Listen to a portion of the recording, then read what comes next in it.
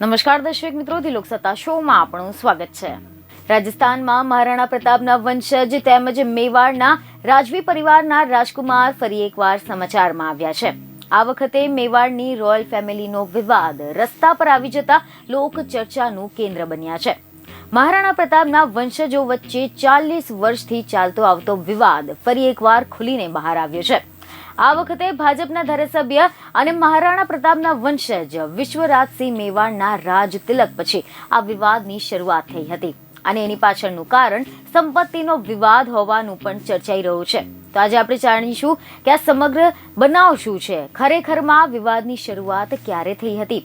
તો તમે જણાવી દઈએ કે મીડિયા અહેવાલ અનુસાર એવી માહિતી મળી રહી છે કે મહેન્દ્રસિંહ મેવાડના દુનિયા છોડી ગયા બાદ 25મી નવેમ્બર 2024ના રોજ વિશ્વરાજસિંહને મેવાડના ભૂતપૂર્વ શાહી પરિવારના વડા તરીકે નિયુક્ત કરવામાં આવ્યા હતા.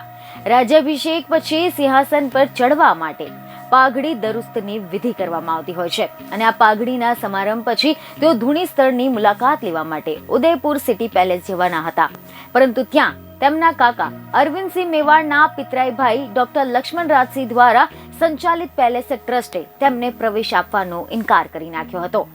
તમે જણાવી દઈએ કે અહેવાલો એવા મળી રહ્યા છે કે અરવિંદસિંહનો પરિવાર એ મહારાણા પ્રતાપના વંશજ છે અને રાજ્યાભિષેક પછી પણ તેમને નવા મહારાણા એટલે કે વિશ્વરાજસિંહની પરંપરાનું પાલન કરવાની મનાઈ કરી હતી. 25મી નવેમ્બરે ટ્રસ્ટ તરફથી સ્થાનિક અખબારોમાં મહારાણા મેવાડ ચેરિટેબલ ટ્રસ્ટ અને એકલિંગજી ટ્રસ્ટે 2 સાર્વજનિક નોટિસ પ્રકાશિત કરાવી હતી, જેમાં કોઈ પણ અનધિકૃત વ્યક્તિને પ્રવેશ નહીં અપાય તેવી વાત કહેવામાં આવી હતી અને બંને ટ્રસ્ટ એ સિટી પેલેસ અને એકલિંગજી મંદિરના કાયદેસર અધિકારનો દાવો કરે છે. જેથી વિશ્વરાજસિંહને ઉદયપુરના સિટી પેલેસમાં પ્રવેશતા અટકાવવામાં આવતા તેમના સમર્થકો ગુસ્સે થઈ ગયા હતા, જેમને વહીવટી તંત્ર દ્વારા લગાવવામાં આવેલા બેરિકેડ્સને પણ તોડવાનો પ્રયાસ કરવાનો આરોપ લાગ્યો છે. જોકે પોલીસે આ ભીડને કાબૂમાં લીધી હતી.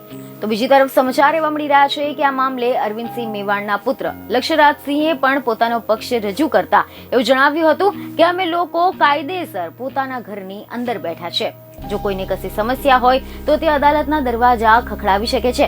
જે પ્રકારે ગઈકાલે પોલીસે કેટલીક બાબતોનો ખુલ્લી છૂટ આપી તે નિંદનીય પરિસ્થિતિ હતી, જે મને 1984ની યાદ અપાવે છે. કેટલાક લોકો જેઓ સરકારી પદો પર બેઠા છે અને પોતાના અંગત ફાયદા માટે કાયદો માનવાનો પણ પ્રયાસ કરી રહ્યા છે, ત્યાં નિયમ ક્યાં જાય છે? એકલિંગજી મંદિર સૌ કોઈ માટે ખુલ્લું છે. મંદિર બંધ નથી, પરંતુ મંદિર શક્તિ પ્રદર્શનની જગ્યા નથી, મંદિર પ્રાર્થનાની જગ્યા છે. તમે જણાવી દઈએ કે સમાચાર એવા મળી રહ્યા છે કે મેવાડ રજવાડામાં વર્ષ 1930 થી લઈને 1955 સુધીમાં મહારાણા રહેલા ભૂપાલસિંહને સંતાન ન હતા, જેથી તેમને ભગવંતસિંહ મેવાડને દત્તક લીધા હતા. ભૂપાલસિંહે એપ્રિલ 1955માં પોતાના જીવનના અંતિમ દિવસોમાં એકલિંગજી ટ્રસ્ટની સ્થાપના કરી હતી. ભગવતસિંહના પુત્રમાં 2 પુત્ર મહેન્દ્રસિંહ અને અરવિંદસિંહ સાથે એક પુત્રી યોગેશ્વરીનો પણ જન્મ થયો હતો. સંપત્તિના વિવાદની શરૂઆત ત્યારે થઈ હતી જ્યારે મહેન્દ્રસિંહ પોતાના પિતા ભગવંતસિંહ મેવાડ સામે કોર્ટમાં ગયા હતા ત્યારે, અને આ વાત છે વર્ષ 1983ની. એવું કહેવાય છે કે ભગવંતસિંહ મેવાડે પોતાની સંપત્તિ વેચવાનું તેમજ લીઝ પર આપવાનું શરૂ કરી દીધું હતું અને આ વાત તેમના પુત્ર મહેન્દ્રસિંહને ગમી ન હતી અને તેઓ કોર્ટમાં પહોંચ્યા હતા.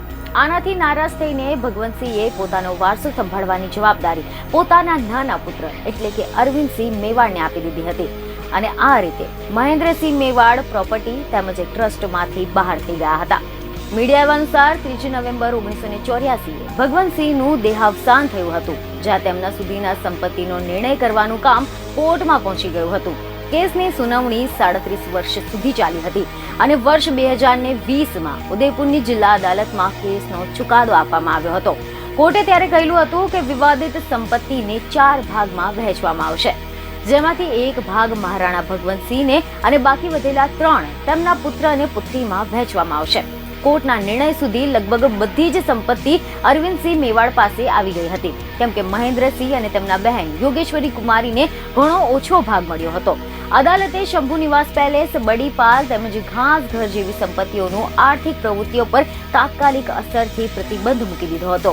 કોર્ટનું કહેવું હતું કે જ્યાં સુધી સત્તાવાર ભાગ ન પડી જાય ત્યાં સુધી ભગવંતસિંહના 3 સંતાનો 4 વર્ષ માટે વારાફરતી શાહી સંપત્તિનો ઉપયોગ કરી શકે છે. કોર્ટના નિર્ણય અમલી થાય તેની પહેલા જ આ કેસ રાજસ્થાન હાઈકોર્ટમાં પહોંચી ગયો હતો.